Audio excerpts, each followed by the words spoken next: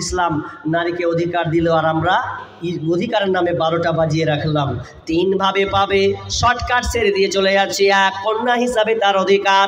বিশ্বনবী বলছেন, মান আলা জারিয়াতাইনি হাত্তা তাবলুগা, যেই বাড়িতে 2টি কন্যা সন্তান আছে, গার্জেনরা ভালো করে শোনো, যে বাড়িতে 2টি কন্যা সন্তান আছে, বালেগা পর্যন্ত যদি ওই কন্যা সন্তানকে লালন পালন করে, হাত্তা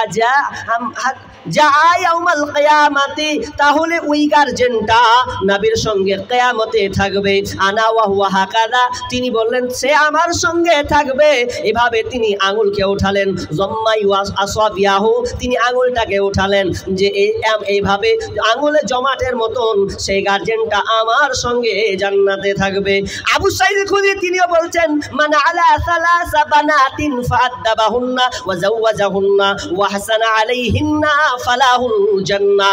বিশ্বনবী বলছেন, কারো বাড়িতে যদি 3টি কন্যা সন্তান থাকে রে, 3টি কন্যা সন্তান যদি থাকে, তাহলে ওই আপনার কিনা আর মেয়েটাকে যদি সুন্দর সুশিক্ষা দেয়, সুন্দর শিক্ষা তাকে যদি পড়ায়, তাহলে দুনিয়া বিনয়, দুনিয়া এবং আখেরাত উভয় যদি শিক্ষা দেয়, ওয়াজাহুন্না, এবং ভালো ছেলে দেখে যদি বিবাহ দিয়ে দেয়, ওয়াহসানা আলাইহিন্না, এবং তার সঙ্গে যদি সুন্দর উত্তম আচরণ পেশ করে, ভালো ব্যবহার করে, ফালাহুল জান্নাহ, তাহলে ওই গার্জেনটা জান্নাতে চলে যাবে। আসসালামু আলাইকুম রহমতুল্লাহ। আমাদের বিজ্ঞাপনে কিছু অতিথিগণ এসেছেন, ওনাদেরকে একটু সম্মান দেওয়া হবে।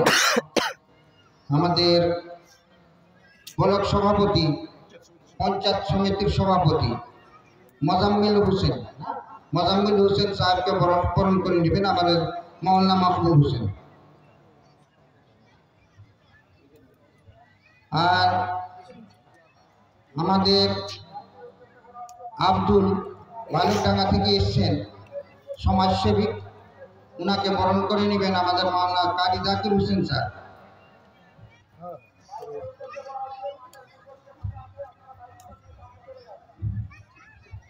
মাস্টার মহিদুর রহমান সমাজসেবী, ওনাকে বরণ করে নেবেন আমাদের মাওলানা গুলজার সাহেব। ঠান্ডা আছে না? ঠান্ডা খাওয়া যাবে না, গরম ফ্রিজের জল এখানে রেখে দিয়েছি। এ ঠান্ডা দিনে। শরীফুল ইসলাম সাহেব সমাজসেবী, ওনাকে বরণ করে নেবেন আমাদের মাওলানা মুজাহিদুল ইসলাম সাহেব।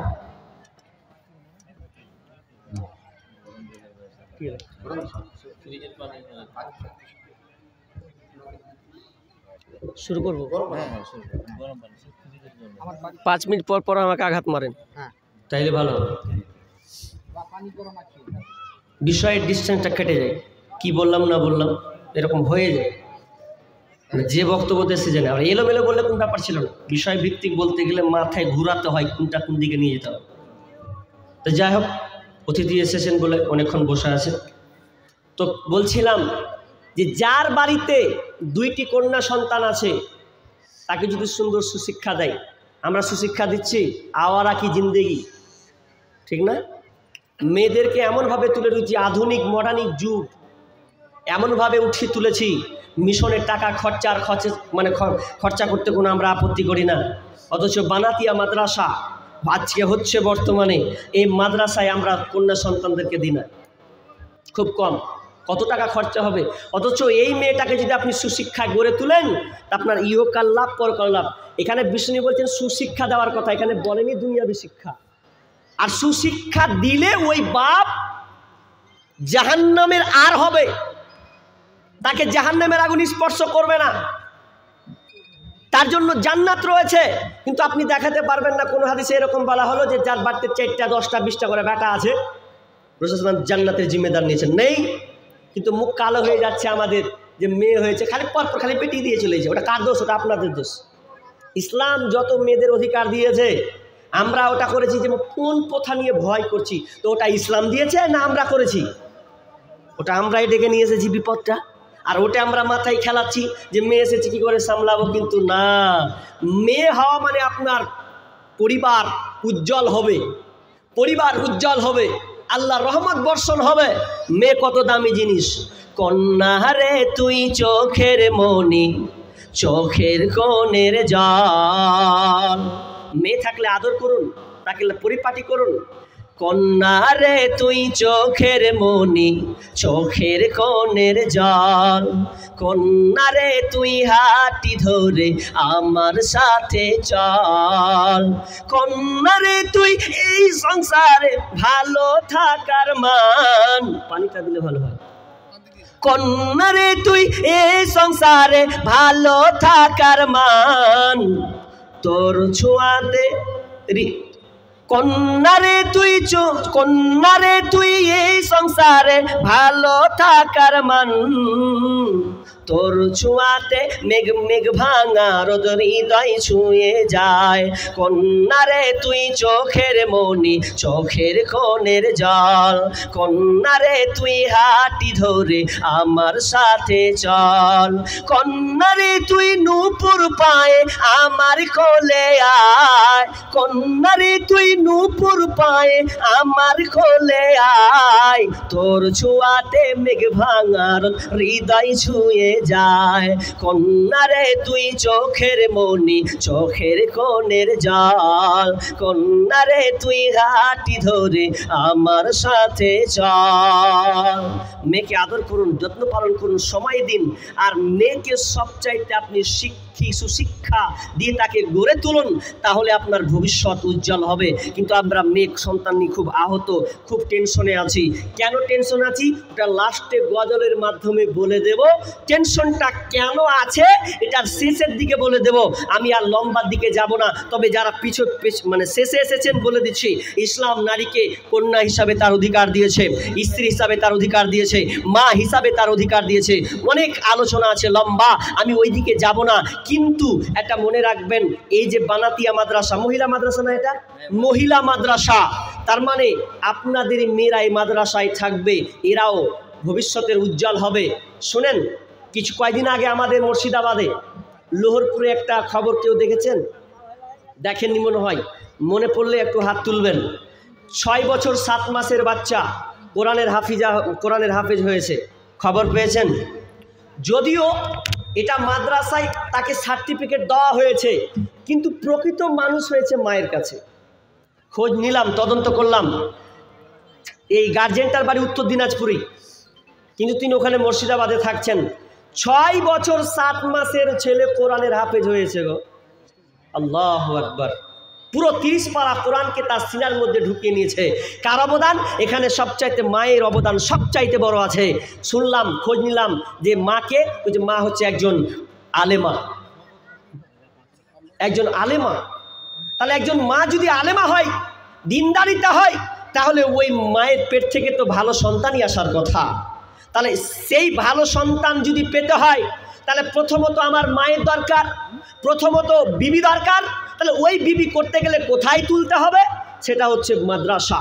এই মাদ্রাসাই একমাত্র পারে সেই রকম উপহার দিতে। কিন্তু আমরা দুর্ভাগ্যজনক, আমরা চলে গেছি দুনিয়াবির দিকে, বড় বড় মিশনের দিকে, আর চুল আওয়ারা করে 12টা বাজিয়ে দিয়েছে। মডার্নিং যুগ তো একদম এমন মডার্নিং, আপনার আব্বাকে আব্বা বলে না, বলছে ড্যাডি ড্যাডি, পাপা। চা দিয়ে খাবে মনে হয়, আব্বা আর নেই, পাপা ড্যাডি। কি দেখে? এই মডার্নিং যুগ দেখে।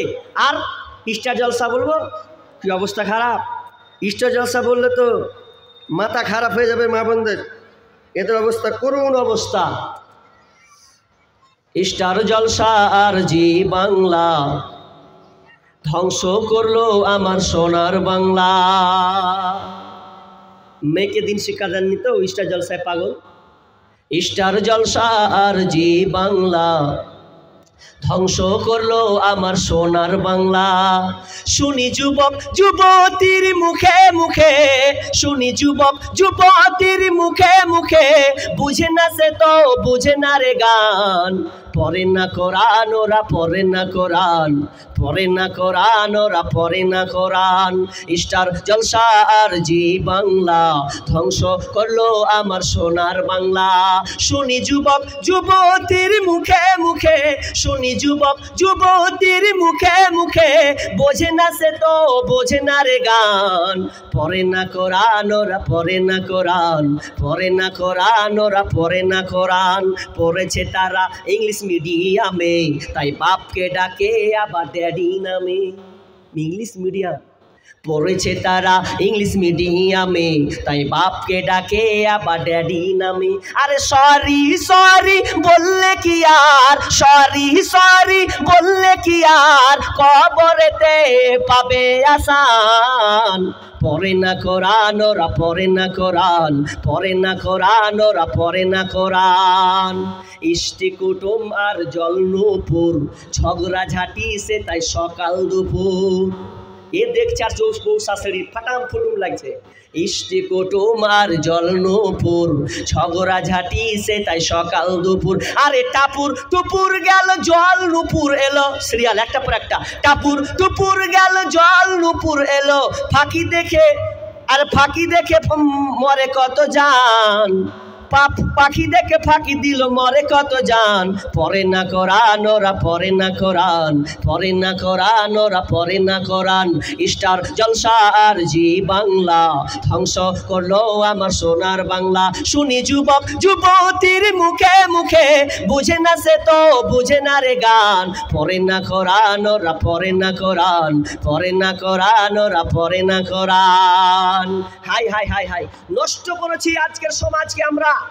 মেয়েদেরকে আমরা সম্মান দিতে শিখি নাই। মেয়েদেরকে সুশিক্ষা করে তুলুন, দেখবেন ঘরে ঘরে আজকে ভালো মানুষ পয়দা হবে। আমরা বলি ভালো মানুষ পয়দা হচ্ছে না কেন, ভালো মানুষের অভাব কেন? আরে ওই ভালো মানুষ কি আম গাছ থেকে হবে, গরুর পেট থেকে হবে?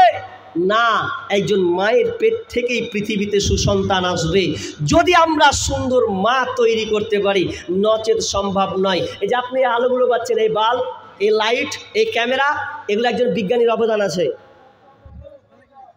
আলভা, টমাস আলভা এডিসন নাম কেউ শুনেছেন? হাত তুলেন তো দেখি। শুনেননি? একজন বাবজি টমাস আলভা এডিসন, তার অবদান মায়ের কারণে। মা তাকে এমনভাবে সুশিক্ষা করে তুলেছিল যে স্কুলের শিক্ষকরা বলেছিল আপনার ছেলে চলবে না, অচল, পাগলা, খ্যাপাটা এই পেকে দিয়ে পড়িয়ে কোনো কাজ হবে না, মান সম্মান নষ্ট হচ্ছে।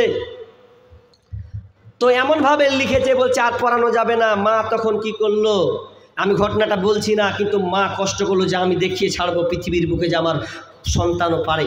সেই মা কত যত্ন করে লালন পালন করে সেই মা ছেলেকে বিজ্ঞানী বানিয়েছে। তাহলে মায়ের অবদান কতটা ভাই?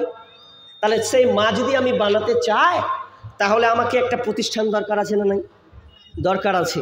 পাশাপাশি প্রতিষ্ঠান দরকার আছে। এই প্রতিষ্ঠানগুলো কটা? খুব কম না? কটা আছে আপনাদের? স্কুল তো ভুরি ভুরি, একাডেমি তো ভুরি ভুরি, কিন্তু এই বানাতিয়া মাদ্রাসাগুলা কোথায়? তো এই বানাতিয়া মাদ্রাসার জন্য কোন আল্লাহর বান্দা আছেন? প্রথমত একজন দাঁড়াবেন, আপনি এই মাদ্রাসাটাকে উজ্জ্বল করার জন্য। আপনি মরে যাবেন, চলে যাবেন, কিন্তু এই মাদ্রাসা এমনভাবে চলবে যে অনুদান, এই দানের সাদকায়ে জারিয়া আপনার কবরে পৌঁছাতে থাকবে, পৌঁছাতে থাকবে, পৌঁছাতে থাকবে। কোন আল্লাহর বান্দা আছেন বলেন? কোন মা বোন আছেন?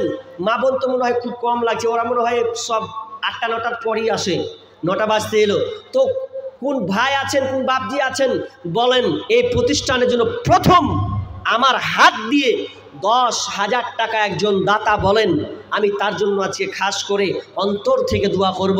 একজন বলেন কোন আল্লাহর বান্দা যে মাদ্রাসার জন্য 10,000 টাকা দিবেন? আমাদের পঞ্চায়েত সমিতির সভাপতি সাহেব, পঞ্চায়েত সমিতি, আচ্ছা, মোজাম্মেল সাহেব 10,000 টাকা দিয়েছেন। তো চেয়েছি ঠিক আছে, কিন্তু চেয়েছি, কিন্তু বিষয়টা হলো ফাঁক তালে হাত ভরে দিল গো, হাত ভরে দিয়ে 10,000 বলেছিল, আমি আগে পাকা করে দিয়ে দিই। কিন্তু বিষয়টা আমার মনে হয় দানটা ছোট আছে ওনার।